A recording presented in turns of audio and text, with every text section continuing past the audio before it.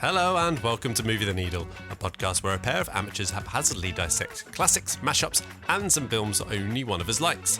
My name's Simon and I'm in our shed with my good friend Carl, and this week it's our latest monthly retrospective episode where we look back on episodes released in the last month and discuss anything we missed, some listener feedback, and discuss some data.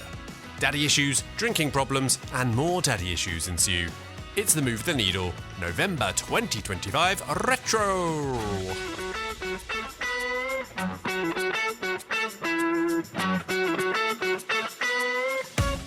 No, I know you wanted to. You just said I'll put it out and see if anyone notices. All right, yeah. But I'm sort of going to spoil it now. Right. Because, what have I just done? What have I just done to you? You've made me more manly. I've made you all, I've tried to make you all sexy, haven't I? Well, just more manly, I'd like to say. Yeah, because you were whinging at me the other month. Yeah. I'm just jealous of your very deep Barry White-like voice. I mean, you said this. That's not how I would characterise my voice. I would sort of, I would use much not nicer words than that. Annoying, I mean, and I mean the voice. They're not mutually exclusive. No, it's true. Yeah. What I've done is I've given you, because I'm an idiot and I don't understand EQ properly, so I just use presets. Sure. I've changed the EQ on your voice, and mine, to be that of a floor tom. Floor tom? Yeah, which I think is quite fitting because I've always said that you only get something useful out of you once you hit you. Right. That you need hitting to get something useful out of. Oh, see, I was hoping they'd be named after, like, I don't know, like big bouncer, door bouncer. No. Like, yeah, I don't know. No, I'm afraid... Barry White. I'm afraid you are as much use as a floor tom. Yeah. And you only do useful things when hit. That seems reasonable. And the wife would agree. Yeah, well, there you go, you see. Carl, exciting news that's come out recently. Tom Cruise has won an Academy Award. Sort of. What are your thoughts? Well, on honorary stuff, yeah, don't mind the honorary ones. Prefer that to the gimmies they give out, like, Scorsese Departed, so obviously... Yeah, career work. Yeah, so obviously for that, I mean, I'm sure there are a load of others, but that's the one that sort of springs to mind. Yeah, no, fine. Yeah, probably should have won one before now. I just feel it might take the shine off if he does get a proper one, as it were. And also, he doesn't get awarded it at the Academy Awards, which just seems I didn't realise that. Just get it at some governor's dinner or something. So it's not the same either. You don't get the same thing and the same prestige. So, yeah, a bit weird. Yeah, strange. Anyway, that's movie talk. Fuck that. I've been decorating. Yes, you have. I was going to save this for the Christmas episode, but you go for it. Yeah, well, this is. I mean, I don't know what you're talking about. This is a Christmas episode. We're in November, for God's sake. Fair point. Yeah, no, I did. I've done the tree in the living room. I don't want to say there are a lot of lights on it, but I advise that you don't look directly at it. Right. Okay. I brought sunglasses because we. It's just as well. Let me tell you, I went for warm white. Right. Because if I'd have gone for a bright white, you'd have needed a fucking welding mask. So what's happened is, it's an 8-foot tree. We had 600 lights on, but not really, because half of one of the sets was broken, so it was 500. Last year, that went down to 400 because another 100 died. This sounds like a shit maths problem for a kid, by the way. Yeah, it does, yeah. I had 3 sets of 200 lights. Half of one of the set wasn't working. Yeah. And what's happened is, I've needed to get some more. I've spoken to friend of the pod, Jamie, and he's basically goaded me into putting 2,000 lights on my tree. So explain his formula. Yes, he said he went with 100 for each foot of the tree and then double it. Yeah, so not 200 per Yeah, which you rightly pointed out, that yeah. sounds made up because why isn't it just 200 per foot of the tree? Yeah, it's 600 per foot of the tree. Divide that by 5, times it by 1.2, and you're right. So I'd ordered 1,000 before he said that, because that puts me at, I should have, according to the rules, 1,600 up there. I'd ordered 1,000. I was like, oh, fuck. And then I woke up the other morning to another set being delivered, which I'd apparently ordered while drunk. I was in prime, thank you very much. Bringing you mistakes quicker. Yeah. So there's now 2,000 on there. 2,000 lights. And it's a lot. Are they on or are they like twinkling? Oh, God, what are they doing? You wouldn't have are they all doing different Jesus things? Christ. You've got all these different lights. Epileptic? You are now. No, they're just on. They're just on, and I promise you can't see them, but I promise there are other decorations on there as well. I mean, I'm very unobservant, as you are well aware. Yes. Do you think I would have gone, there's a lot of lights on that tree? Oh, or would I just be like, or would I be like, I think you'd have said nothing else. Yeah, I'm like, yeah, no, that's it. You probably wouldn't have said that. You probably would go, hello? What's that? Who turned the lights out? Who made that noise? Where am I? I can't see anymore. Oh, there you go. Good. Oh, you said it was November. It is November. Have you been taking part in Noirvember? No, I don't know what that is. It's November where you watch a load of noir films and you write on social media about all the noir films you've Is seen. that right? Yeah, Noirvember. I mean, I've been watching Paul Newman in a few neo-noirs. I mean, I'm sure neo-noir counts as Noirvember. Oh, yeah, why not then? I've watched 3 or 4 of them. Yeah, well done. Yeah, you should hashtag that bitch. Yeah. And then Use social media, that sounds like. No, I don't think so. No. Started watching the Christmas movies, Carl, because it is getting towards November. We've got some episodes that we're doing. Theo, watching him with the boy, he's getting changed into his Christmas pajamas for each one, which is very, very nice.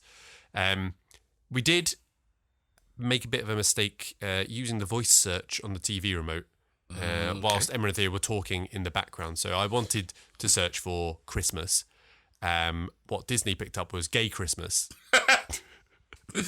Hilarity ensued. But weirdly, not a lot of gay Christmas movies on Disney. No. I mean, I imagine Gay Christmas is fairly similar to Straight Christmas.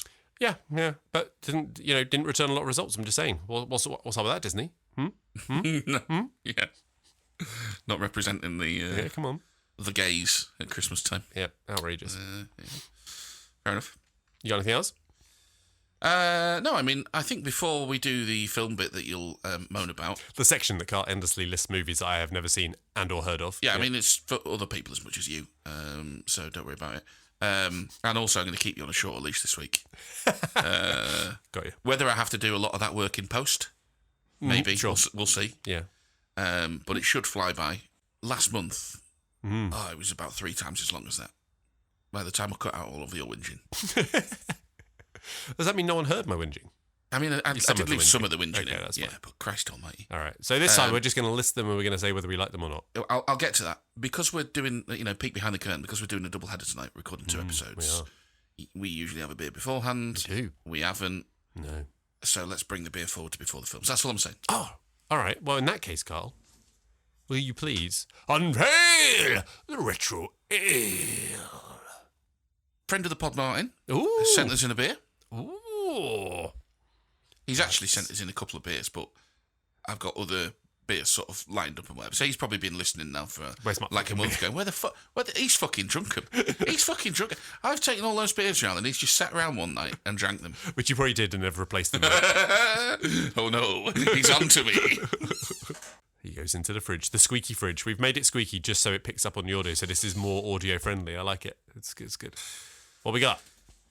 So Martin has brought us. It's from the Ossett Brewery. Oh, yeah. Mm-hmm. Are you familiar with the Ossett Brewery? Yes. Yeah, I mean, I think their big one's the White Rat, isn't it?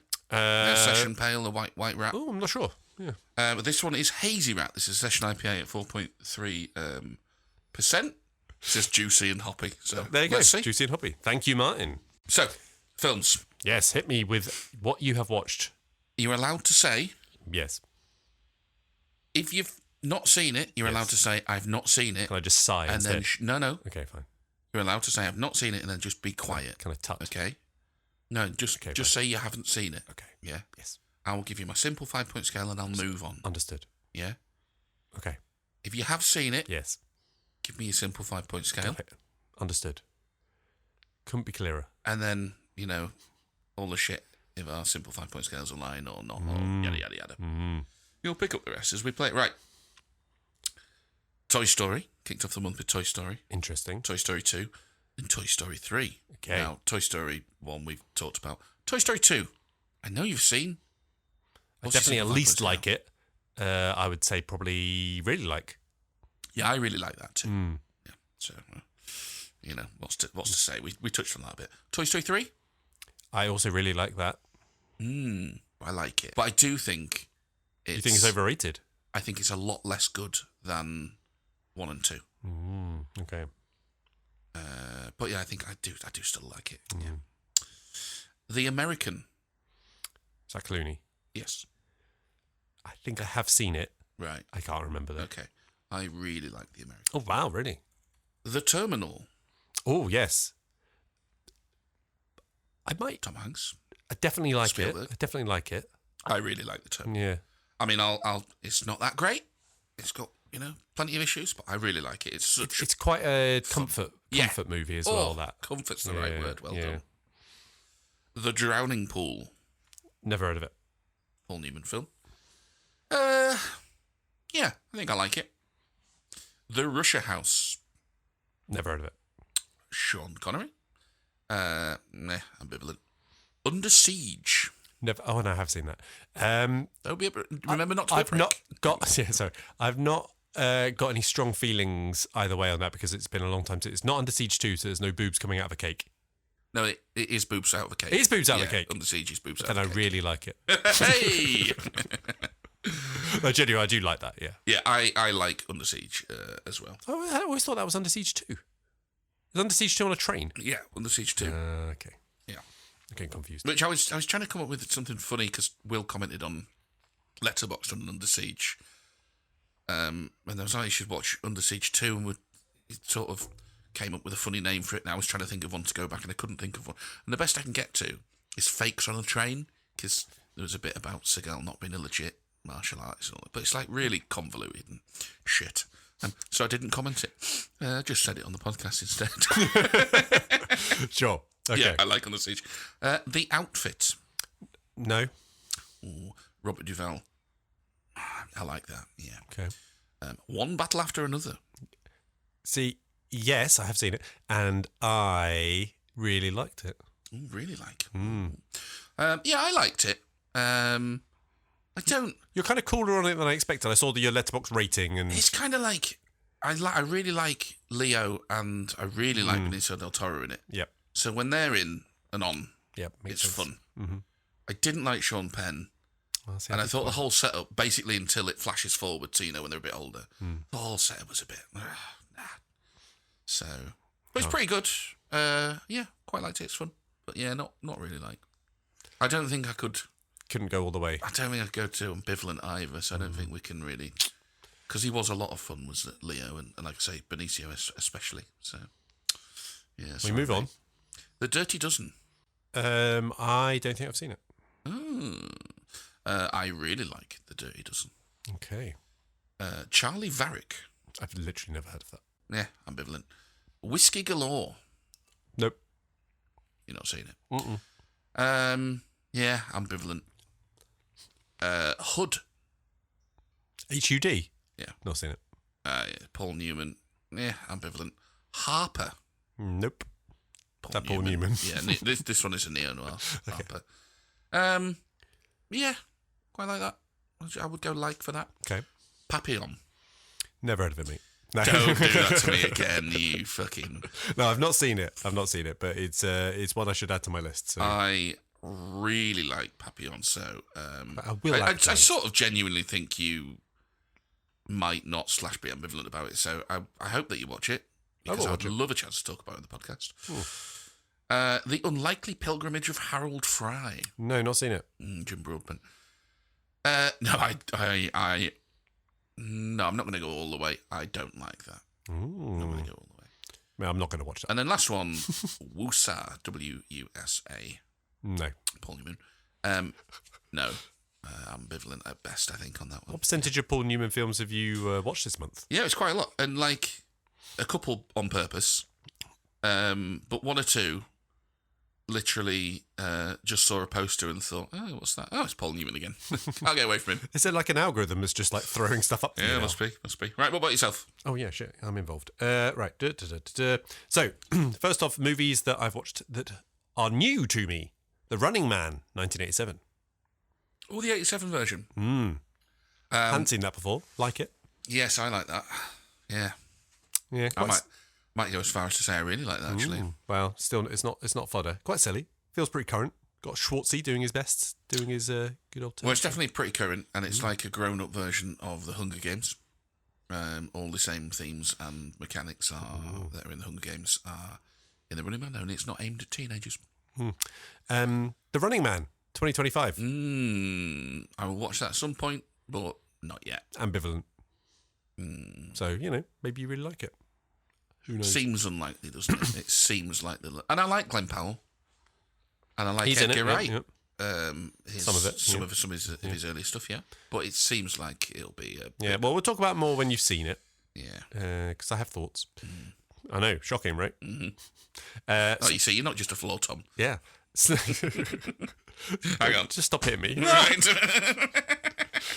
Snowpiercer. Oh, you watched it? Yes. Well, I talked about it on the Andrew episode, but that was out of structure. So yeah, I like it. Yes, I like it. So no, great premise. Yeah, Chris Evans is good. Yeah, Chris Evans is really good. Like him in that. Yeah. I could have actually done with it being longer, I think, and spent a bit more time. Yeah. Tilda Swinton's fucking awesome in that movie. That's fantastic, isn't she? Oh, she's just brilliant. I'll tell you who else is good. Is it Ewan Bremner as well? Yeah. It took me a while to figure out it was him, weirdly, as well. And then when I realised it was him, I was like, well, it's obviously Ewan Bremner. Look at him. Yeah. But yeah, that was. I was glad I finally watched that. It's been on my list for ages. Yeah, I like it. Master and Commander: The Far Side of the World. Oh. Another one that's been on my list for ages. Go on. Like. Oh, for fuck's sake! Sorry. I really like that. It is one of those though. Like, will I ever watch it again? I don't know. Probably not. It's quite long. It is quite long. I'm really glad I watched it though. But yeah, RoboCop. Oh, which we're going to be talking about a little bit in future. But like somehow that was a first watch. Not really sure how that managed to. I mean, I do need to rewatch it from my memory banks. I'm like, so it's unlikely. Rocky Horror Picture Show. You've not seen that yet, have you? Yeah. So I think I might like it. Oh, interesting. But yeah, chances of you wanting to cover that on the pod, even if you don't like it, I'll ask them. Now to the rewatches. Lethal Weapon, done for Mash Flicks. It was a like. We've covered this before. Kiss Kiss Bang Bang, really like. Which we talked about on the pod. We're going to do that for a future episode. Yeah, because I don't like that. Big Lebowski, did that for the Mash Flicks. Yeah. Hunger Games, Catching Fire, the second one. Oh, the second one. Yeah, so I've seen the first one last month. Remind me what happens in the second one? Second one, so it's the quarter quell. So they go back, the winners go back in, and then they, spoiler alert, so this isn't the one where Peter's on heroin? No. Is that the Mockingjay one? Yeah, where he's, I mean, I know he's not on heroin, but like he's a bit... Yeah, he's been hijacked. Yeah. Okay. So yeah, I like that. It's actually better than the first film, I think. I don't know what your thoughts are. I watched them back to back. I couldn't tell you the differences between them, to be honest with you. I mean, they're fine. I don't dislike them. Could I go down to ambivalent? Maybe. But if you're only a like, it doesn't. Yeah, I think there's some grown-up stuff in there, and even though it's young adult, it's not lumped in with Twilight nonsense kind of thing. It's like there's some proper stuff in there. No, but they are books aimed at teenagers. Sure, that's where it's come from. Yeah, I mean the themes are young adult. Yeah, the themes. Yeah, okay. The themes are what they are, aren't they? Yeah, good. Burn After Reading, which again mentioned on Mashlix. Like that. Yeah, I like that. What a cast! Great cast. It's one of those Coen Brothers where because they're not asking very much of you, some of the things that have annoyed me in my latter-day grumpiness aren't there in that film. It's fun, you know. It's a really just entertaining romp. Yeah. Sherlock Holmes, the Robert Downey Jr. One. Ambivalent. Oh, okay. I mean, I think I'm just alike. I don't think... I liked it a lot less than when I saw it at cinema. Right. I was really quite fond of it when I saw it at cinema, and I watched it again. I was like... The Guy Ritchie, aren't they? Yeah. So maybe. Arthur Christmas. We're covering that in a future episode. Mm-hmm. Home Alone 2. Yes, covering that in a future episode. And Batman Begins. Oh. Introduce the boy to Batman Begins. Yeah. Really like. Yeah, I really like that one. Yeah. Yeah. I think I probably overrated it previously in terms of a star rating, but I still really like it. All right, that's it. That's all of them. Good, you see, that was. So so bad, no, that was pleasant. Very good. Yeah, a tight 30. All right. General apologies and corrections, Carl. Well, I haven't got any, but I will just give a quick thanks to Martin for this beer because It's quite nice. It is quite nice, actually. I'm just nicely sipping. Well, you finished it, obviously, because you're a monster. Yeah, okay, you're one sip away, but now you finished it. There we go. But it is very nice, but I'm enjoying it rather than just, guzzling it down. Not an apology or a correction, but order of business, Carl, or a bit of an awareness piece, I guess. As we continue to refine awareness piece, fucking hell. our episode formats and schedule. Oh, yes, this is whatever good. You want. I know, hard to believe we haven't reached perfection yet. I know, we can actually... This isn't as good as it can get. I know. I'm surprised too. I mean, also, thank Christ. But anyway, these retro episodes are going to start to be pushed back a month. So from January the 22nd, we'll be recapping and retroing the movies we covered in December episodes and so on and so forth. So February, we'll do January and so on. So this is just to give people who are a bit, slow. They're a little bit slow to... listen to the episodes, get some feedback sent through the various channels and make it a more rewarding experience for everyone. Do you think what's actually happening is it's our friends going, I should listen, but I can't be bothered. And then, a couple of weeks go by and they go, oh, all right, go on then. And that's why stuff trickles in a month late? Or do you think this is just... I'm happy either way, yeah, as long as they listen on every single format. So I said I hadn't got anything, and maybe this is something you were going to come on to as well, but we have had an email. Yes, well, I was aware. I thought you were going to bring it up, but go for it. Well, now's the time, isn't it? Now is the time. We've had an email from your brother, Jamie. Hello. Who, he's been in since the start, bless him. Yep. In and out, but yeah, Well, he came in at the start and then probably been mostly out, but he's back in. He's back in, yeah. Well, you cover a film that is one of his favourites, and back he comes. Yeah. And he's coming with some... These are for October, but that's fine. Unless, like you say, we'll move it to accommodate. Yep. Says Scream is a 4-star film, and he'll die on that hill. Hopefully not on the hands of Ghostface. Hey. Little joke there. Huh? Hey? Very good, very good. I mean, that's fine, yeah, 4-star. Scream is not a comedy, he says. So it's a bit unfair to criticise for not being funny enough. I mean, that's fair enough. Probably shouldn't market itself as a fucking comedy, should it? Does it market itself as a comedy, though? No, actually, I threw those words out. I've no idea if it did. What's the old IMDb classification thing of it? Horror/mystery. There you go. Yeah, so to be fair. I think that just means it's going to need to be scary, though, doesn't it, Jamie? Anyway, now, here we go. So he's directly addressing my riposte. Right. Which would be, well, if it's not funny, it needs to be scary. Right, yeah. Because Jamie says he would contend that it is scary, especially if you watched it at the time of release at a certain age. Yes. So he just going to say something which I think is conceded the pod anyway. I mean, yeah, I didn't watch it at the right age and the right time. There's no doubt about that. Correct. I honestly don't think I would have found it scary because I just don't. I don't get on with films like that. I don't watch films to be scared, sort of thing. You know how, like, as a genre, people sit down, they like these slasher films and all the rest of it. They just don't turn me on at all. I don't think I can give myself over to them to be scared, which is kind of why some of Will's shouts were so good when we were talking about horror. Exorcist, The Shining. See, what I would say for me, he's talking about proper films there. They're going to pull you in on their own merits, like, yes. And then they'll scare you afterwards, sort of thing. I can get into that, but yeah, not the ones that are sort of overtly horror, especially the slasher type ones. So yeah, not for me, but fair enough. He goes on to make a point about the box office Scream and Scary Movie. The former was rated 18, the latter 15, which may have had something to do with it. Fair point. I think that's a fair point. Should have picked that one up. I think, honestly, Will's already lanced this point enough anyway. Yeah. And then he says Scream 7 is coming next year. Wild. It is. I saw a trailer for it the other day. Directed by Kevin Williamson, who wrote 3 of the first 4 films, not Scream 3. 30 years between them. Yeah, it's got stars Sydney's daughter and Sydney, and Gail Weathers makes her comeback as well, so the whole gang's back together. I'm not sure about Dewey. I don't think he's in it. He might be dead by now. I haven't kept up. I'm not going to read the rest of this out, but I'll pick two points. He says, unbelievably 30 years since the first film, as we just said. Richie says, I feel old. Fucking don't we all, mate? And then, yes, he finishes to say, original film series are clearly not high art, but they reinvented a genre that was stale and had nowhere else to go. And I think that's absolutely fine, even as a detractor of Scream, and I very much appreciate the cultural event that it was at the time as well. As we said at the time, really tapping into that sort of particular brand of Americana that was so prevalent in a lot of movies and whatnot at the time.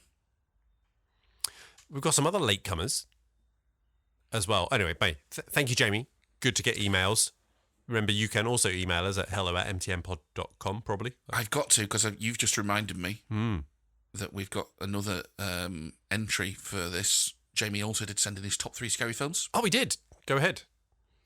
Because I've got comments on that, so you can go for it. Yeah. Oh, it doesn't say what order they are. Well, take them as 1, 2, 3 in the way it's written. No? Don't know. Would you finish on the... I'd say 1 is the top one. Go. Okay, so at the top he's got The Shining. Yeah, seems likely. Watching in the house alone while my parents and brothers are in France on holiday. Probably not a good move. Jurassic Park. Yeah. In the cinema at age 12. Did I call that one out? I'm not sure, but I can totally see. Oh, I said Jaws. Yeah, same Similar sort of thing. Yeah, same sort of thing, isn't it? And this one is a curveball, but fair enough. No Country for Old Men. Found the tension unbearable at times. To be fair, you called the tension out in the dog chase in particular as well. Yeah. That is interesting. So, yeah, fair enough. Tension, scary. Good stuff. On top 3 scary films, Will was in touch to say, just listen to your horror film ranking. It's wild. As in, I think you're saying it's shit. So it's basically what you say there. What's that? When we did our top 3 scary films. I know that. Yeah, but what? I don't know. You could say. Can't remember what I said. Yeah, I'm guessing because we didn't pick any horror films. Yeah. Well, I picked actual scary films. Sure. And you picked films that were supposed to be scary that you just liked or something? Sure. Yeah, my favourite scary films, yeah. Yeah, but they weren't scary. Yours was pathetic. Sure. Mine was, I would say, bending the remit, but in the spirit of it. Fair enough. He also says that Midsummer, whatever it's called, is great. Definitely a modern classic. Jess has also been in touch, saying that she's listened to an October retro episode, a bit late, and had to give a heads up. If we're going to watch Midsummer, wouldn't call it horror. It's absolutely fucking weird, though. I advise you watch drunk, or at least be prepared to get drunk. I am always prepared to get drunk. It's a constant state. Yeah. So drunk after to process what you have just watched. Johnny and Kate, that's Johnny, husband of Kate, and Kate, that's just Kate. Yeah, that's just Kate. Made her and Jamie watch it, which does mean Johnny has sat through it at least twice, which she is now judging him for. She'd say it's worth a watch just because I want to hear our take on it. No, I don't think I will watch it. So I don't think I will be doing that. Yeah. I'd said previously that Johnny had called it shite. So I did contact him for a full clarification. He said it was just really, really weird, not in a good way. Right. They were laughing in the cinema at how ridiculous it was. Interesting. Whilst other people seemed genuinely scared. Yeah. And he couldn't get his head He's around quite well regarded, so yeah, he thought it was farcically hilarious, the final third. Interesting. And Johnny likes horror. Right. So I would say it's got the hallmarks of not being a fucking horror. if it's farcically hilarious. You got any other thing general that isn't related to the 3 films that we are talking about this week? No. All right, then let's move on. All right, let's kick things off with Road to Perdition. Yeah, so this was a canon Move the Needle episode. So I came in ambivalent to this. Carl, you really liked it. Really like. And we ended on Carl really liking it, and I was ambivalent. You were very stubborn on that episode. I was quite stubborn, yes. But if you'd like to say stubborn, maybe just, firm. Yeah, fair enough. So no needle move on that one for this month. Listener feedback, Carl. Have you got any? Yes. Oh, I've got plenty. This is quite the talk of the recasting on the social. So I just want to cover some of those. Okay. You go first. All right. Well, we've been called out. Have we? Yes. What, for being frauds? For talking shit. Somewhat fairly. I mean, I would be surprised if it wasn't. Yes. To be honest. Somewhat fairly, although I think there is a serious point that we could have made, but, are too fucking stupid to have made clearly. So Johnny again. Yeah. He says, what a great soundtrack, firstly. Which I agree with. Thomas Newman with a little Irish lilt in there this time. Yeah. Not Randy, Lovely. not to be confused with Randy Newman. Definitely not. Very different. Definitely not. I agree. Really great soundtrack. He says Hanks is great, as is Law and Newman. And then here we get to the meat of the issue. Now I'm just thinking of the Randy Newman version of this soundtrack.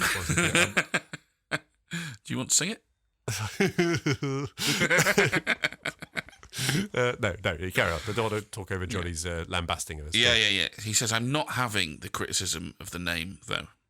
He's not having it. No? Yeah, it will not stand. Go on. He says, we complain enough at Hollywood dumbing shit down, and now we're complaining at them using a big word? Come on, lads. We ended up with titles like Gangster Squad, for fuck's sake. And I think I can't really argue with that. Yeah. Imagine the others that people couldn't be arsed with. Quantum of Solace. I mean, we gave that a little bit of a kick in as well. Even though we did ultimately decide that makes sense. That was probably one of those that kicked this whole why we're talking about the titles thing anyway. Bicentennial Man, Requiem for a Dream. Wait, Bicentennial Man? What's wrong with that? No, this is what he's saying. Oh, they're good. But yeah, otherwise we'd have given all of these a kick in. Oh, right, okay. And it'd have been called something else. Shit. Gotcha. 2001 A Space Odyssey, for instance, or even Inception. And he throws in a little, for fuck's sake, just to reiterate his exasperation at us. And I don't think it is fair. I think, and we did touch on this a little bit, so I'm going to defend us just a smidge. I think we said it doesn't work as a title because nobody fucking knows what Perdition means. Yeah. But we should probably say it is actually a good title. So Perdition, just to restate it, is like a state of like constant suffering. Sure. So that but works. It's also a place which they are going on the road to. Yeah, but for which they will find only constant suffering because of all the trauma in their lives. Yeah. So no, it works as a title. It's a nice title in the terms of what it means. The problem is, of course, nobody knows what Perdition means. This made me think there's kind of like three camps of titles, right? Right. There's like... That's what it says on the tin. Bad, dumb titles. Yeah. Bad, clever titles. And then just... ones that work. Good titles, because they are both clever and they work because people understand them. And I think Road to Perdition probably falls in the bad, clever title. And we should always prefer that to the bad, dumb titles, like Cocaine Bear, for instance. That's what it says on the tin. Well, yeah, but fucking hell, come on. Or The Meg. Yep. But yeah, that doesn't mean that... Fair enough. Point taken. Yeah. Point taken. Yeah, there we go. Should we get to some recasting feedback? Yes. All right. So, previous Mashflix guest Adam Richmond over at Movies You Forgot, says that he, for the recasting of Road to Perdition, would get the Spy Game team back together. Ooh. Redford for Newman, Pitt for Hanks. Anyone's better than Hanks, he says. And also, to give you some credit here, Carl, no one's coming up with a better recast than Ben Foster for Law, which was your one. Nice. So yeah, what do you reckon? Because I said in reply to him that Carl will love that you've mentioned Spy Game. Oh yeah. First of all, what do you think in terms of a fit for Redford for Newman and Pitt for Hanks? Redford could definitely do an aging mob boss. Yeah, Pitt's an interesting one. It didn't scream to me that would be a good fit for Pitt. Well, he's done quiet, sort of broody roles. Someone else on Instagram. Someone else. So, Adam from the Movies You've Got. Hey, I'm about to say who they are. Oh, okay, right. I thought, someone else. Well, they're called a Neon Abyss. All right, okay, well, that's fine. Yeah. So they picked Daniel Craig for Hanks, Gary Oldman for Newman, which I found funny because you just swap in old for new, or new for old in this one, and Tom Palfrey for Law. I'll have a look.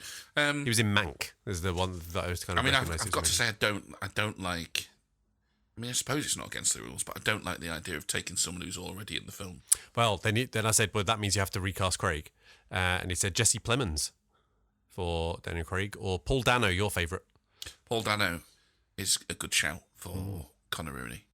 I tell you what, I like the idea of a sort of a unknown, a crowdsourced recasting. So if we've got Redford, yep, I'll do them all a combination. Ben Foster. Yeah. We're keeping that one. Yeah. Paul Dano for Connor. It's good. Yeah. So if we can get who was the suggestion for Hanks in this one? So we had Pitt.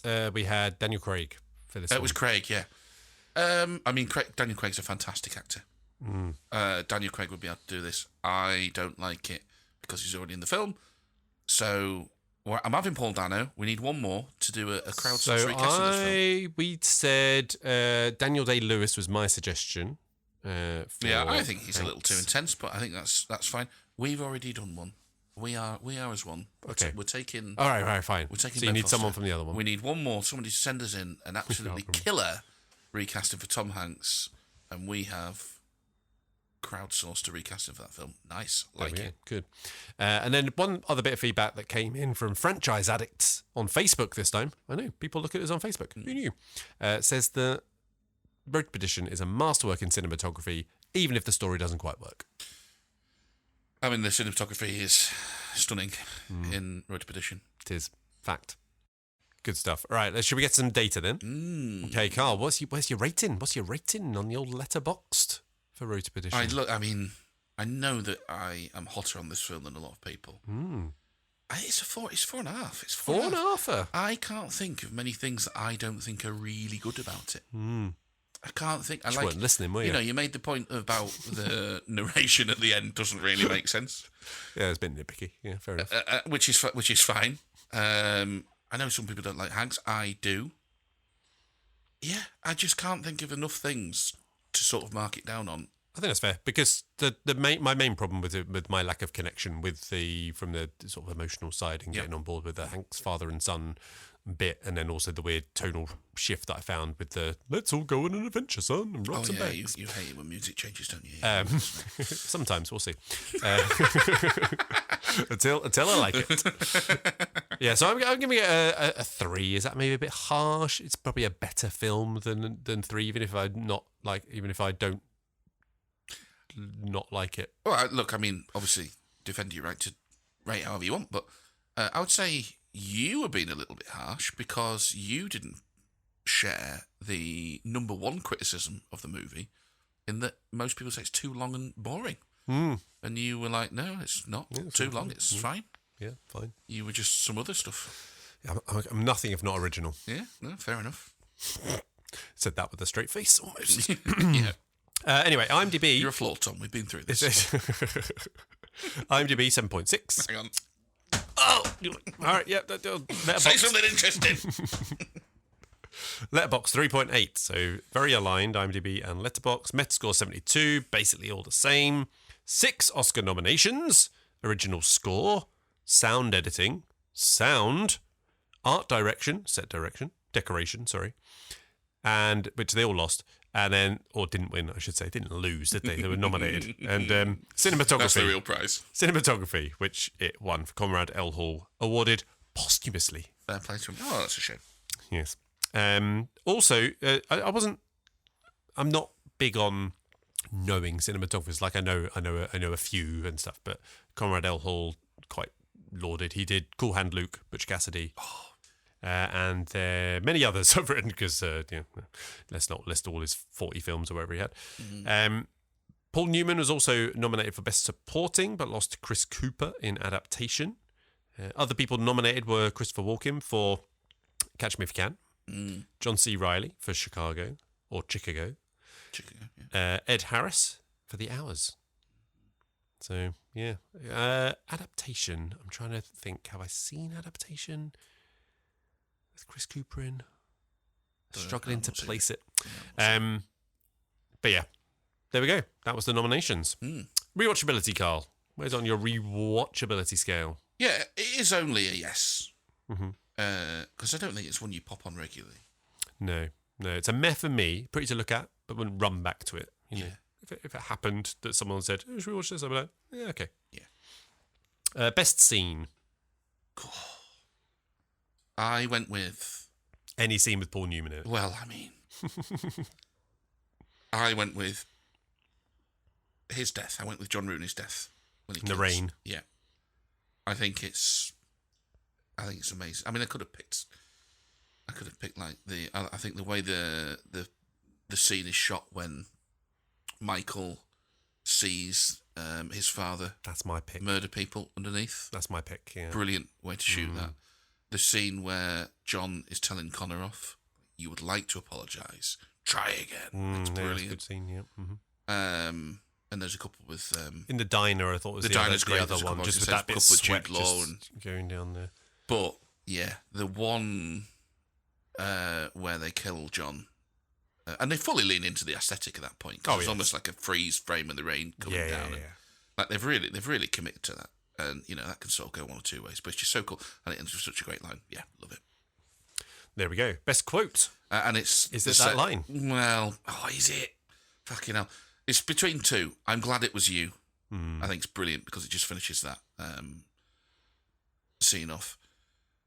The other one I like when he goes, he murdered Annie and Peter, and he goes, there are only murderers in this room. I think that confrontation is fun. That's another one I could have nominated for best scene, actually. Is that like in the basement, Edith? Yeah, in the basement. Yeah. Just terrific. I mean, I think there is some other honourable mentions I'll just quickly run through. Michael to his dad. Wait, could I have had more? You'll never know. That was great. Just showing it down. Quite fun. In the club, I'm just a messenger. Well, then give Mr. Rooney a message for me. Yeah, what is it? Shot the messenger. Very good. Yeah. You're insane. They'll find out who you are as he's dropping the back. The name's Sullivan. You want me to spell it? And then I think, again, because I think the scene is quite powerful, I think in the end, I couldn't do it. I know, I like that as well. But no, it's between, I'm glad it was you, there are only murderers in this room, or I think I'll go for there are only murderers in this room. So I went for when Connor Rooney says, I can look after myself, to Frank Nitti, and he goes, no, you can't. Yeah. This is the point. You're a big baby who doesn't know his thumb from his dick. Yeah, it's just good. Which, puts him right in his place. And Frank, I've forgotten his name, who played Frank Nitti. Tucci. Sandy Tucci. Underrated. I was tempted. He was good Nitti, yeah. Yeah. I was tempted to go for him as favourite character. But technically, as Paul Newman isn't the main character in this, I can go for him, exactly. So you can only go one place. And that is, of course, John Rooney. John Rooney, played by Paul Newman. So there we go. Amazing. Anything else on Road to Perdition? No. Good. I'll cut the pause out there, so you just laughed like a cunt for no reason. You're not going to cut that out. You said cunt. You're never going to cut that out. No, I won't cut that bit out, but I'll cut the pause out. And then you'll have laughed like a cunt for no reason, and I'll have left in the bit where I get to call you a cunt. And this now, you I'll would leave have this called out in that now. you've cut out the and pause. This now, I'll leave this bit in now. And that Don't make bit. any sense. And this bit now, and that bit that you've just said. I'll leave that in as well. Excellent. Will it make any sense? That's not a criterion.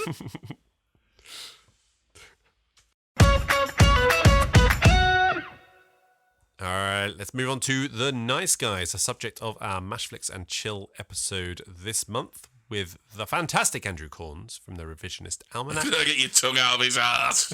Come on now. We're supposed to be beefing with these. Oh, yeah, fair enough, yeah. Yeah, that's true. I say that to all the guests because it's always true, though, not just because they're empty words. All been fantastic guests. Oh, yeah. But yes, we've got the beef with Rev Almanac, apparently. Yeah. Mm-hmm. Yes. Apparently they fucking started it. There we go. We'll see how that ends. That was a bloody pulp. To be fair, or she. It was just Heather that started it, wasn't it? Yeah. We'll end with us as a bloody pulp on the floor in this fight, I'm sure, but never mind. It's fine. As I've said to you, no such thing as bad publicity. Yeah. Listen to feedback, Carl. You got any? I've got another one. It's from Johnny again. Yes. And he said he'd like to call out the moment that made him laugh out loud when he was watching Big Lebowski. Oh, I thought he was going to say on the podcast. We've said anything that funny. We didn't call this moment out, but as I was reading him tell me about this moment, I laughed out loud. Yeah. And it's the moment when the dude is in, he's gone to see someone, I forget who he's gone to see, and he's doing the scribbling on the piece of paper to see what was written on it last. Oh, yeah. And the indentation, and he's taking it so seriously, like, he suddenly it's played detective. Like and it's just a bit cock and balls. Yeah, that was good, actually. Yeah, fair point. And the reason we're talking about the Big Lebowski there is because that was part of the Mash flick. So it's the Big Lebowski crossed with Lethal Weapon equals The Nice Guys. So Carl didn't just go off on a complete random there. If you haven't seen the episode, go or seen it or listen to it, whatever. Go listen to it, and you will also see how they fit together to make The Nice Guys. Johnny was also on to us via Instagram on the recasting. So his question was, could Idris Elba take Crow's place in The Nice Guys? So we're struggling with Russell Crowe, pretty good someone shout. who can give the heft, but also that sort of personal side of it, and little bit of sort of, which again I don't think the film does enough of, a little bit of sort of been down and out and drinking problems, all that sort of stuff. Yeah, good shout. Can he do an American accent though? Of course he can. Well, I mean that's the story, isn't it, about how he get cast in the wire? Indeed. For anyone that doesn't know, yes he can. Yes, he can. Kate Blanchett or Meryl Streep for Basinger, which he agrees is a dead role. Yeah. Either of those would kind of work. Blanchett. Yeah, Kate Blanchett is in so many of those sort of roles, isn't she? But she's great at it. So. Yeah. Yeah, and you could bring Meryl Streep. She's maybe. I was gonna say maybe she's a bit old for it. Maybe that's not true actually, because Kim Basinger's probably getting on a bit now, right? Yeah. But yeah. Good shout. Carry on pulling that thread. Good shout. Yeah. Fucking. And he also said that the scene where Gosling looks for the ankle gun gave him vibes of Ace Ventura 2 Hit the Lights scene. Which I had to rewatch, and as I watched it, it's a great shout. Yeah, when he's crawling around on the floor. Hit the lights! Quick! Yeah, it does. Yeah, very, very good. Good shout there, good shout. Now, Carl, we have talked about this film on 3 episodes in the last 2 months, so I think we've probably covered it. But have you got any other lingering Well, thoughts? I said this to you after the record. It's a great mashup, by the way. There was nothing wrong with the one we initially had on the Filmly Tree. This one was better, so well done, Andrew, for that. But I said to you, like, in my head, I'd built The Nice Guys up to this sort of sacred cow. Yeah. Like, people love this film, and I don't like it, and I can't even get through it. And actually, it turns out everyone we speak to sort of goes, "Oh yeah, it's fun. Plot's a bit shit though." Yeah. Yeah, people really like it Yeah. without necessarily thinking that it is Yeah. This is it. a masterpiece. Yeah. So yeah, it's quite funny. But yeah, there we go. Yeah, I mean, it was good. Andrew helped us out, sticking on brand as well. Although we didn't talk about dicks very much focused on boob chat. So very nice to get that and cover. Or she as well, not all about the men. Yeah. Do you have any other thoughts on the additional proposed mashups that we kind of threw around at the end of that episode? I can't remember them. Well, see, we'll put it out there again because then someone might be able to help us out. So we had for the Big Lebowski with Nail and I, crossed with for the sort of stoner-ish kind of angle thing, and crossed with something. That's what kind of thing we're missing now. We kind of said, well, you could do Fargo, but is that cheating a bit because it's just Coen Brothers' previous film? I also don't. I think a noir would be a better fit anyway. To be honest, a more traditional detective. Can we find for the Big Lebowski? Yeah. Can we find that movie? Anything that's come to mind immediately for you? If not, we'll just leave it out there. And we'll no, I mean, like I say, I think you want if you've gone with the drinking / absurd side of it, and you've boxed that off, you need a detective sort of mystery kidnapping type plot thing. Yeah, and that it could come from anywhere. I don't have a film right now, but I suspect there are a lot of noir films you could pick. Okay. I mean, there is that aspect to Fargo a little bit. Yeah. Detective kidnapping. Yeah.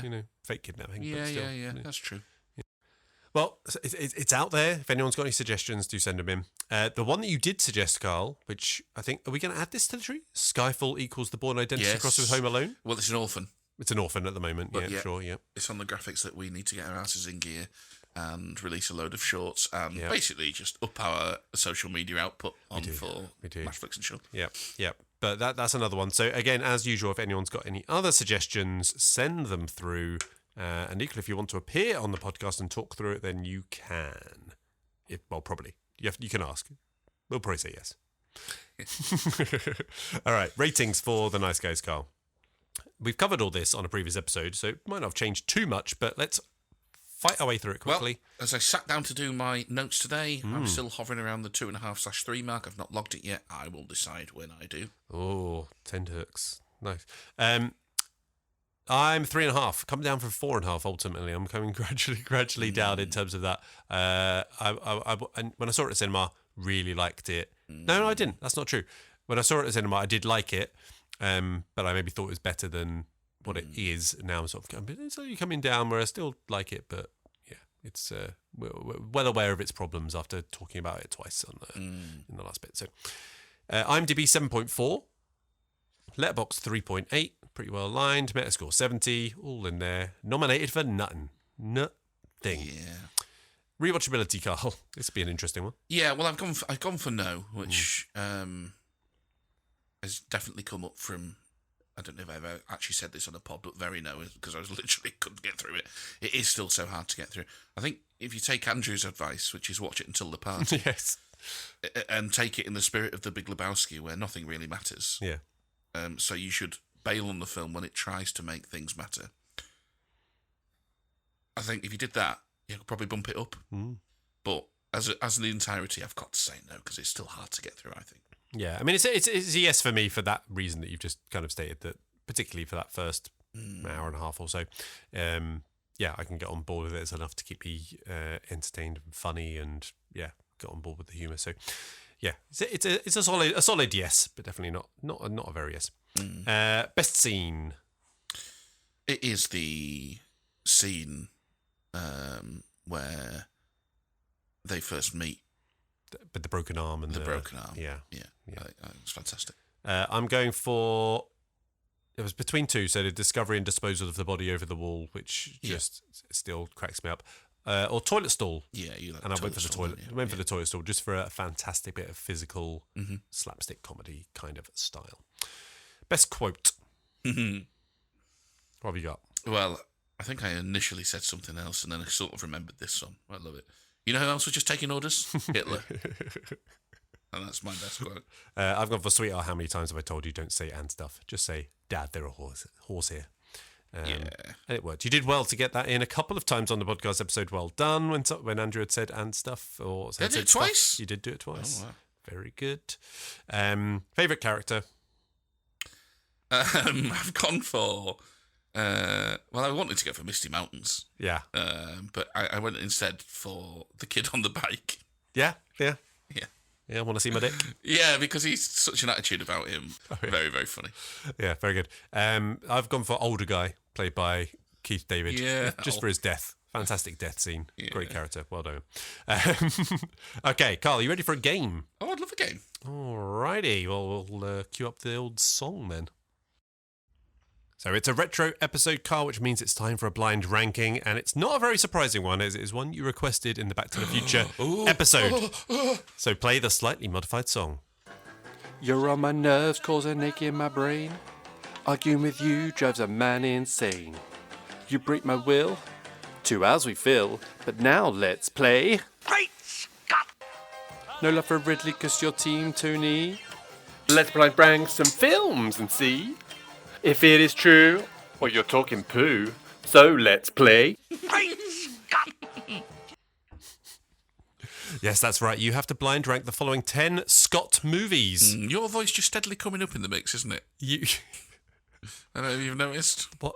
The song is fading into the background, and your voice is coming further up in the mix, it seems, with every passing week. Well, I feel like soon this is just going to be... There's no consistency, because sometimes... a cappella, and then you'll put your own music on, and then... Did you want to be a pop star when you were younger? No, not in any way, shape or form. No. Anyway, you say your team, Tony, Carl, but let's see. Right, very excited by this. The first one to rank is Gladiator. Ooh, now, starting off strong. Let's put that number 4. Oh, okay, right. Leaving plenty of room for manoeuvre. Like it. Well, look, if Tony Scott's in the room, I reckon you've got to, haven't you? Spy Game. Oh, now you're talking. So coming in hot. I mean, I really like that film.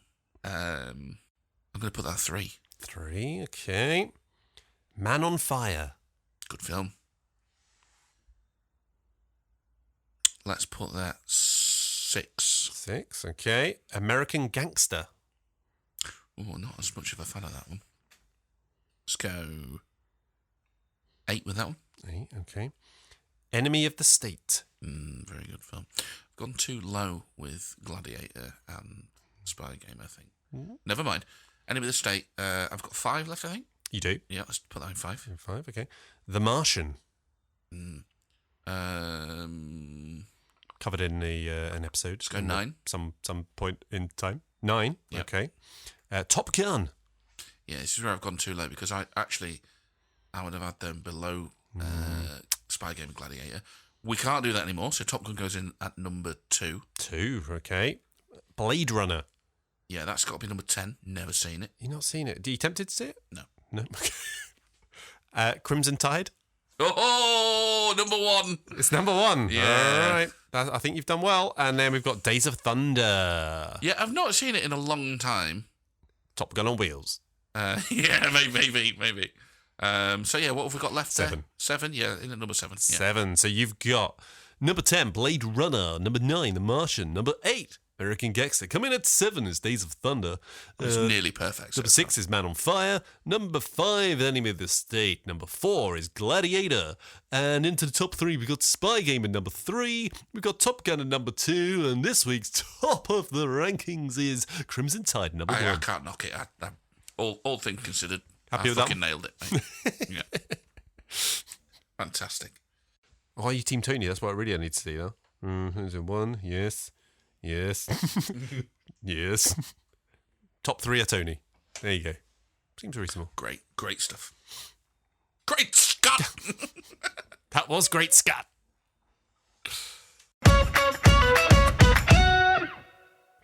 Okay, moving on to our final film of the day, Back to the Future, our classics collection for this month.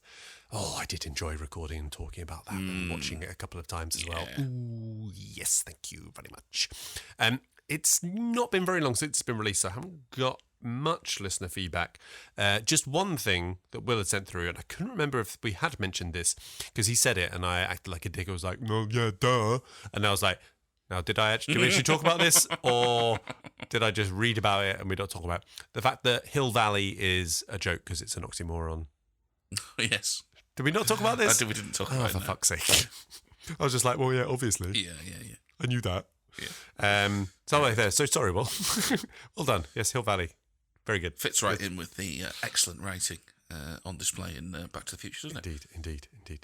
You got any listener feedback? Did you have anything yet? Yeah, a little come bit. through? I mean, my own lingering thoughts. I definitely need to watch this with the kids, as you suggested, to see if I can unlock a bit of that magic and bump me up to a very I'm like. still a bit surprised you're only a like, but yeah, maybe there's room for manoeuvre. Yeah. So need to do that.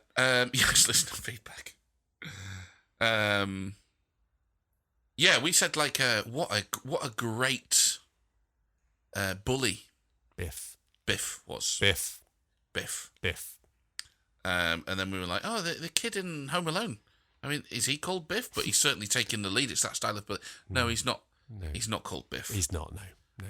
He's also not called Butch, No, which not is what called I Butch. said now. What's that? I was getting, of course, mixed up with the guy from Emmerdale. Confusingly, Biff also in Emmerdale. Yeah. But there we go. Yeah, no, of course, the bully in Home Alone, as Johnny points out, is Buzz. But I'm confident that Biff set the archetype. Oh, yeah. And Buzz is. I mean, he's done it throughout time. Yeah. He has. Yeah. My lingering thought is I really regret not seeing this on the big screen and being away when it had its limited release for its anniversary. Yeah. So if there's another opportunity to go see it on the big screen, I'm going to have to take it. Because, I think that would be my happy place. The other thing is, Johnny did say, what are your thoughts on an inevitable modern recasting? Now, we did point out on the pod that not until he's dead. Won't happen until not until they're both dead, in fact. Is dead. Zemeckis and Gale. Yeah. I had a little go at this, and I found it quite hard. So modern recasting, so we need someone who is a teenager-ish. Well, I mean, regardless of what I think about it, it would be Tom Holland. That's who would get it would cast be Tom as Holland. Marty McFly. Yeah, that's fair, actually. It's not bad, to be fair. Yeah, it's not bad. It's not bad. It's just fairly uninspiring. Yeah. Much like Tom Holland. I love Tom Holland. No, he's not bad. He's not bad. Yeah. No, the Doc's more fun. Doc Brown. Yeah, who would you get nowadays for a Doc Brown? Jeff Goldblum. Yeah, I mean, we talked about Jeff Goldblum originally recasting on that timeline. Yeah, because Jeff Goldblum is actually 30 years older than Christopher Lloyd was at the time of film. Yeah, still looks the same age though. Yeah, he does. Yeah. But the other one I sort of thought would be Christopher quite fun. Lloyd. No, not Christopher Lloyd. You could do that. You could just recast me. Still going, isn't he? Yeah, I mean, I don't think that's.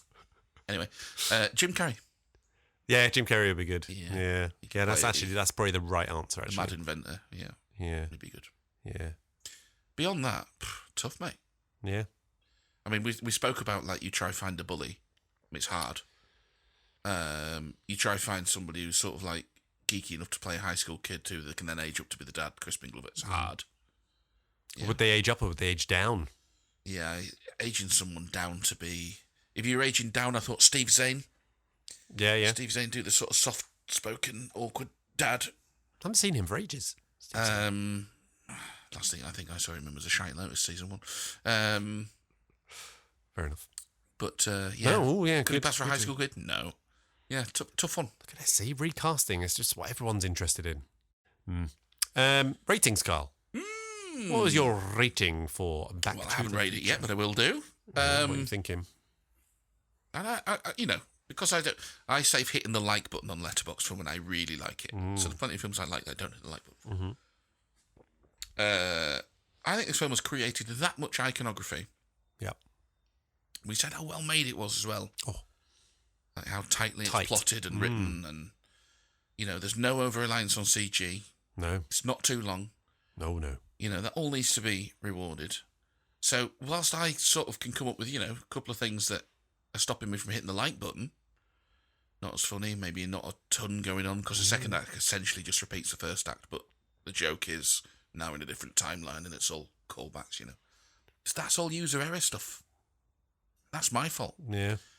And, I need to take your advice, watch with the kids to unlock a bit more joy. Yes. But if I'm being objective about it, in as far as we can use the word in this context, could be a perfect movie. I think it's a 5-starrer. Yeah. I think it's a 5-starrer. It's 5 for me as well. It's one of those that every time I watch it, it's more cemented and nailed on 5-star as you just realise how well made it is as well. I'm even tempted to rewatch the part 2 and 3 again since that. It's not been that long since I've seen them, but just again, I remember when I watched part 2 in the most recent rewatch, and I was just blown away at how much they've essentially just recycled the first film. Even because in the first film they essentially recycle a timeline, the first part of the film. Now they're just recycling the whole film, pretty much, but giving it a bit of a. I haven't seen 2 in so long, and I have very fond memories of 3 as well. So yeah, give it a watch at some point. Or the train. Yeah. 8.5 on IMDb. Number 30, top 250 on IMDb. Seems about right. Yeah, fine. Letterboxd 4.2. Metascore 88. So critics liked it as well. 4 nominations. We got original song for The Power of Love. Didn't win. You got best effects for sound effects editing, which it did win. Cool. Best sound. Didn't win, though. Didn't win best sound, obviously. Not going to win best sound, is it? Sound effects editing, sure. Original screenplay was nominated. Did not win. Rewatchability, Carl. Yeah, I've gone with yes. Just a yes. It's a very yes for me. Which, again, is just the subjective element of this, and it's user error, I'm sure. Because I think it's a 5-star film. Yeah. I don't really like it, so it's a yes. Yeah. So when you say you don't really like it, it does still sound like you don't like it. Anyway. No, I do like it. Yeah. I don't really like it. Not really. Yeah. Anyway, rewatchability, very yes for me. Best scene. I mean, the most iconic bit of this, I think, is the tyre tracks on fire. Yeah. In when the Twin Pines their Mall. faces. And yeah. So I think it's that. Yeah. Yeah, I think that is the right answer. I'm also a big fan of the clock tower climax, how they put all that together, final with sequence, the cutting and the editing around for that as well. Great final sequence. I mean, I could have said, I love the driving to music bit. So Marty going from docks to school with the Power of Love playing, brilliant. But great. But the iconic bit of this, fire tracks, them looking astonished. Oh, it's got to be that scene. Yeah, that whole scene is just very, very good. The Escape on the Skateboard was my other sort of shortlisted one. There, he breaks off the thing and he's hanging onto the car, and then he ends up with the in the manure one as well. So yeah, but that's good. But yeah, I think Twin Pines Mall, DeLorean, time travel. Yes, Yeah. that's the winner. Best quote. What do you got? Tempting to go for Roads. Where we're going, we don't need roads. But I have gone for, if my calculations are correct, when this baby hits 88 miles per hour, you're going to see some serious shit. Yeah, Which really It's caught good. me off guard. Everybody, you can't forget that 88 miles an hour, absolutely iconic, really caught me off guard, made me laugh. Brilliant. I love it. it's a good choice. It's a good choice. Yeah, I mean, I called out that final line is the final line of the film, The Roads. Yeah, it's Really killer. Roads. It's one of the great final lines it's killer. in movie history, I would say.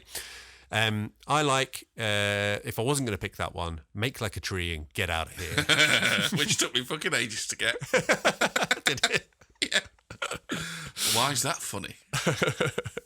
I'll leave. Yes. Very good. Yeah. Favorite character? Well, I mean, it's easy, isn't it? Because he's not the main character, so it's Doc. See, I was going to go for Doc, but I actually went for Biff, right? Because Okay, yeah. I don't think the movie works without him being as good as, Oh, God, as yeah, he you is. could totally cut Doc out. You don't need him. But Biff, oh my God, if we didn't have Biff. Sarcasm, is that, Carl? Is that sarcasm? you had me when you were like, oh, but Biff is so good, he's created an archetype. Oh, this is brilliant, this is good. Instead you went, oh, the movie doesn't work without him. Well, fucking no shit, Sherlock, but Doc, I mean, the movie works without Doc. That's not a reason to make him over Doc. I won't go for Butch. I'll go for someone else. Buzz. What about Buzz? Buzz. I'll go for Buzz. No, fine. Biff, great performance, great actor, Oh, yeah. great role. But on his own merit, don't say something stupid like the movie doesn't work without him. Look, if you're going to stop me saying anything stupid, I'm not going to say a lot, okay? I'm sorry. Anyway. Top 3 movie bastards, Carl. Or bastards, up to you, whichever one you prefer. So this is Honor of Butch in Back to the Future. So I've got a few that just missed out. Yeah, Didn't me make too. my top 3. Yep. So I have got Buzz McAllister from Home Alone. Yeah, nice, yeah. Good Yep. bastard. Didn't quite make the cut. Nedry from Jurassic Park. Oh, nice, What yeah. a bastard. Yeah, nice. What a bastard. Scar from The Lion King. Oh, yeah. Oh, Scar. Prince Hans from Frozen. Yeah.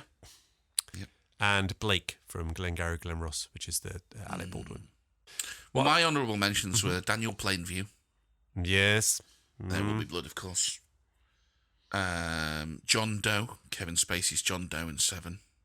Yeah, he's pretty nasty work. Sadistic bastard. Yeah. And then Fletcher Whiplash. Oh, that is a good shout. Just so you know the sort of territory I'm in don't I here. think They're of my honourable Fletcher? mentions. Yeah.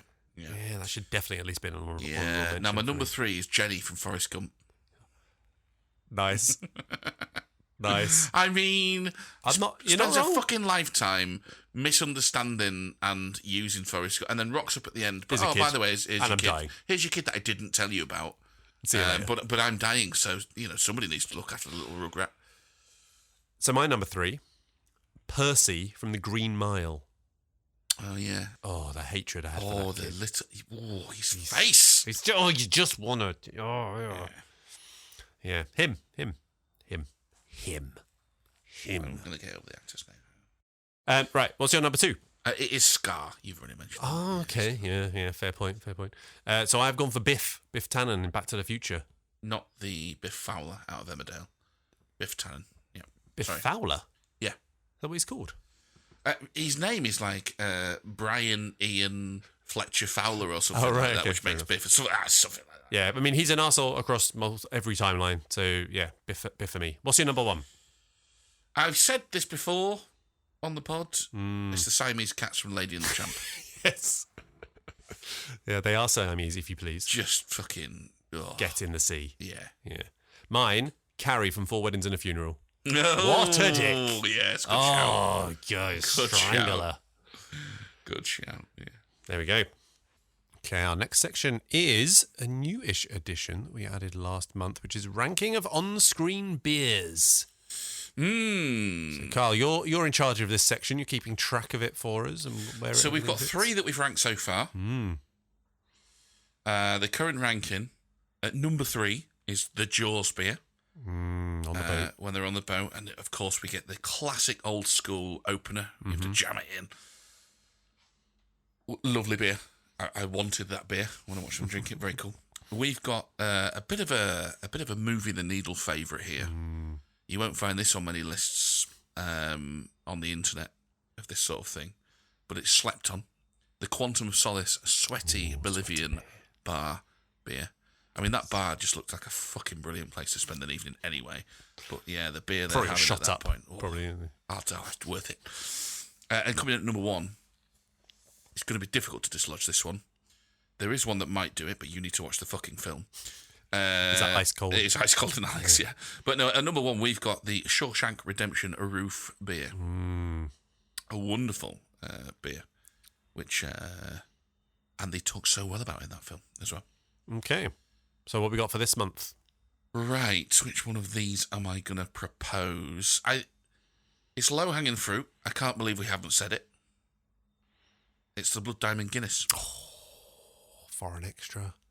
I can't believe we haven't said this one. It's a fair point. Where does it rank in there, though? What was 2 again? 2 was the Quantum of Solace, Quantum of Solace one. Now, Sweaty Bar is good. Hot Sweaty Bar, is it? Beach, though. Yeah, Beach. Beach is bitter. And Guinness foreign extra, so you know you're in a foreign country, so you're somewhere. Might have to go in at number 2. You see, I think I might slide in there. I'm a number 3 for this. I'm putting it in above Jaws, but below the Sweaty Bolivian Bar beer. I'm happy to take your lead. I don't mind. Yeah, we haven't thought about this, have we? No. Rock, paper, scissors. Yeah. Okay, let's do this. I proposed it, so we'll go with your ruling and vice versa if there's another one Okay. of these in the future. So So we'll it's slot number that in at number 2. Good stuff. All right. So I've got one for you. Now, I don't know if it's going to get near the top, but it was one that I thought of, and it's in Shaun of the Dead. Oh, this was on my shortlist for today. Was it? Yeah. Oh, good stuff. So the pint the one I'm thinking of is when he's going through they go through the plan. Yeah, that's the plan. And it's the plan beer. Yeah, and it's the wink at the camera. Yeah, exactly. Pint of the Winchester. Wait for it to all blow over. And yeah, just that. And then straight in for the sip. And oh yes, that would be a nice beer, wouldn't it? Be a nice Zombie beer. Be a nice beer. I'm going to say it's number 5. And the only reason I'm going to say it's number 5 is simply the strength of the list. Yeah. Because Jaws at number 4, beer on a boat, yes please. And the way you're opening it. Yeah, and the way we're opening it. Yeah. So I'm happy with that. Does that look like a lovely pint? Yes, it does. Fine with it. Is it belong on our list? Yes, it does. But I think it's number 5. Okay, happy with that. Agreed. Shaun of the Dead beer. Lovely. All right. Let's move on to the Movie Needle Classics collection then. So, as always, the full list can be found on our Letterboxd, or specifically my Letterboxd is up to date. So you can find it there. It's growing nicely. But as always, in order to make it onto the list, a film does need to meet our 3 criteria to make that grow even more. It needs the stamina. It needs to stand the test of time. It needs girth. It needs that broad appeal, and it needs the penetration. It needs to have penetrated the zeitgeist, have those memorable characters, lines, scenes, whatever it may be. Now, last month, I think we added 3. Taxi Driver, The Thing, and Lethal Weapon. Now, The Thing, you already commented on a previous episode. Maybe we've done a bit of a cult classic. Yeah. Mm-hmm. So, but it's on now. There's nothing we can do about it until we decide we can do something about it. Which is what we said we would do. Yeah, which I definitely remember. Yeah. You're like, well, it's our list. We do what we want. We can take it off. Oh, yeah, we could do if we wanted. Which we didn't say we were going to do, but we said we could do. We could if we wanted. Don't know. Yeah. So, looking through the films that we've talked about today, now, do we need to revisit Scream at all? Based on the listener feedback that we've got, has anything changed your mind there? I still think it's a bit niche. Okay. All right. Then we move on. The Big Lebowski is the first one that I'd like to talk about. The Big Lebowski... Is it too cult? I don't think it is particularly cult. I think it's very, very popular. I think we're saying the Coen brothers have got broad appeal. Yeah, everyone knows the Coens. Yeah. I think it's on. Yeah, I think it's on. I think it's on. I said, is it too cult classic? Does it matter? Yes. Yeah, well, yeah. All right, Big Lebowski is on. Road to Perdition. I'm saying no for me. Yeah. There's just not enough love for it out there. Yeah, I just don't think there's anything there that's really penetrated either. Through to the sort of general thing. Yeah. Can I put forward a suggestion from Will, which apparently he'd suggested a while ago and I just completely ignored? Apollo 13. We just ignore that. I couldn't find where we talked about it. So I'm going to read out his justification for it. Mm-hmm. It's a brilliant film, faithful to a true story. People might think it didn't have the huge cultural impact, but he'd argue that most people know Apollo 13. Yeah. That was the one that had the trouble, right? Because of the film. Also, in terms of quotes, Houston, we have a problem. Now, there is the quote that's massively entered the popular zeitgeist, right? Okay, sure. He knows that we're gonna say that, well, that's not fair because it was a famous historic quote and therefore the movie can't take credit for it. Except the actual quote is, Houston, we've had a problem, but the movie changed it to make it more immediate and dramatic. And whilst Tom Hanks was a huge star before, what's the biggest hit of the 80s? Big, Splash, Turner and Hooch. Then the early 90s, in 4 years, he does Sleepless in Seattle, Philadelphia, Forrest Gump, and Apollo 13. And yeah, he's cherry-picking the last film a bit there, but he still thinks that this phase turns him into a Hollywood legend and cements his reputation. And he truly believes Apollo 13, while not as huge as Forrest Gump or as notable for acting as Philadelphia, is a huge part of that. So what's your thoughts on Apollo 13? Because I'm a big fan of Apollo 13, and I think in terms of its meeting of the criteria, it's definitely broad appeal. What's your thinking on the penetration stamina? Well, Houston, we have a problem. If you say that, everybody thinks of Tom Hanks. Yeah. They don't think No, the historical the real one. mission. Yeah. That, for me, is the strongest argument that he's listed there. Making Tom Hanks famous? No. That ship sailed and cemented with Forrest Gump, which comes before Apollo 13. Fair. Yep. Just playing devil's advocate. Yeah, that's fine. Go for it. Does anyone ever talk about Apollo 13? I mean, I do. Mainly with Will. Forrest Gump, though. Forrest Gump's a really nice comparison piece. People still talk about Forrest Gump. That's a film that's hung around. That's a film that's significant. I would say this. It feels right. Feels right. It feels right. Feels right. Well, it helps. I think it always helps when you like the film as well. What's your actual thoughts on Apollo 13? Is it when you were cooler? Yeah, I don't dislike it. No. Yeah. I think I ended up scoring it sort of 3.5 maybe out of 5. But yeah, it's pretty good. I think I liked it even more on most recent rewatch as well. It feels like a pretty safe pick. Yeah, I'm happy. Going, it's on. It's on. Yep. He will be happy. Well, content. Yes. Not pissed off anymore. This is Will's comfort film. It is. Apollo 13, if I recall How do you know correctly. this? Yeah, that's good. Yeah, well, I must have mentioned this. Yeah, I think it's the film that he says when he's ill and unwell, whatever, laid on the sofa, Apollo 13 will go on. Yeah, for sure. Right. Any you want to suggest for this? Well, I was going to suggest The Big Lebowski. Okay. We're approaching Christmas, Carl. Yeah. Let's stick a Christmas one in there. Yeah. What do you fancy? Now, you know what we might be talking about? Well, that's the easy one. But we'll sort of naturally get to that, won't we? So what I'm going to do is I'm going to pivot ever so slightly. Yeah. And feed off of that same energy and say Home Alone. Home Alone. I mean, it's in. Yeah. I mean, it's 100% in. How could it not be in? Yeah.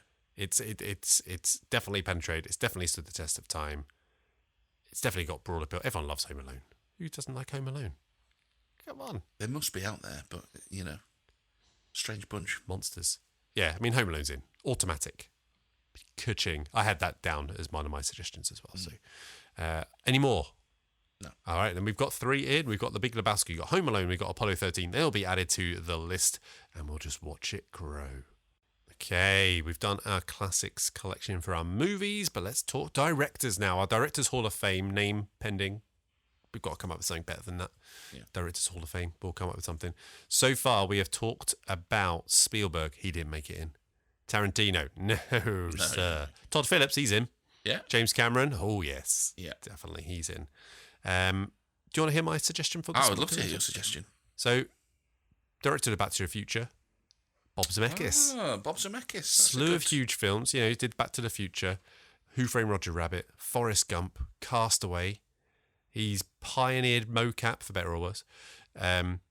He did make Here, in his detriment. Is that the very ungood one that you... The very ungood one, yes. You saw in America? Indeed, yeah. Very disappointing cinema experience. But yeah, I mean, he's a bit of a trailblazer. He's plus it'd be quite funny if his buddy Spielberg doesn't get in and we put him in as well. They will be mad. Oh, they'll be having a little over a dinner party. They'll be going, oh, you didn't get in, I got in. Oh. So yeah, what do you reckon to Bob Zemeckis? I mean, I really like Polar Express. Obviously, as you were. You do like Polar Express with the mocap. Yeah, Back to the Future's great. I mean, Back to the Futures as well, right? All three. Yeah, I sort of just associate Bob Zemeckis with like really good looking films, which you disagree with because of Polar Express, but yeah, I mean it's got a look. Yeah, I mean I'm not going to fight for the facial expressions, but for me the rest of the animation in that film is fantastic. Yeah, I mean I quite like it. I'm just looking down his filmography now, and he has phases. You see, yeah, because he has the phase where he goes off and does Beowulf and all of that. They're all together. Those mocap ones are very close, aren't they? Yeah. What was the third one? Christmas Carol, wasn't it? Christmas Carol, yeah. Yeah, with Jim Carrey. Yeah. Like you say, Who Framed Roger Rabbit. Fantastic. Forrest Gump. I mean, have we got a Forrest Gump in the Classics collection? We should have. I feel like that's an oversight if we haven't. We do. Yeah. Castaway. Have we got that in the Classics collection? No. Well, that'll have to be put for consideration at some point. I don't think that's made it yet. Again, another really, really good looking film. Yeah. Love Castaway. It's one of those that I've watched it low. It was like on TV all the time, it felt like, at a certain point in time. You said about Buddy with Spielberg. Not too dissimilar to Spielberg.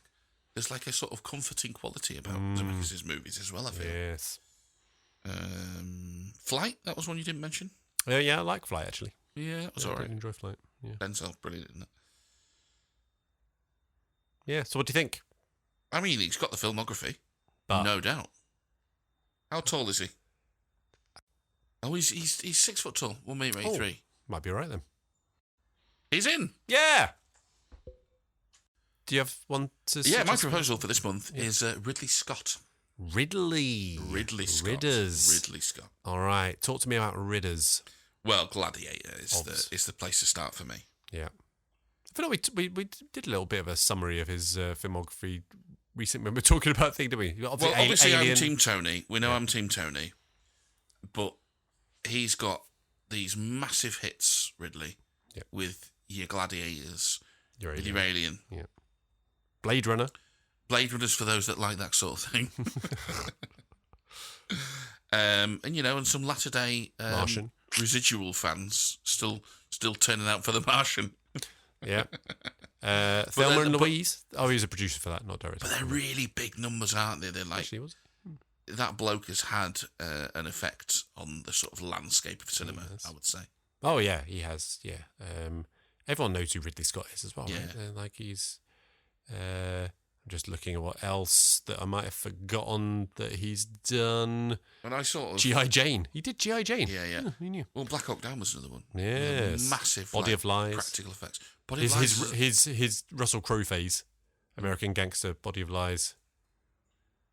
Body of Lies a little bit. Robin Hood. I'd say. Yeah, Robin Hood. I am also kind of here for his approach a little bit, which is, well, fuck it, I'm going to do what I think's cool. Now, don't get me wrong, that gets you some pups like, supposedly, not seen it, Napoleon.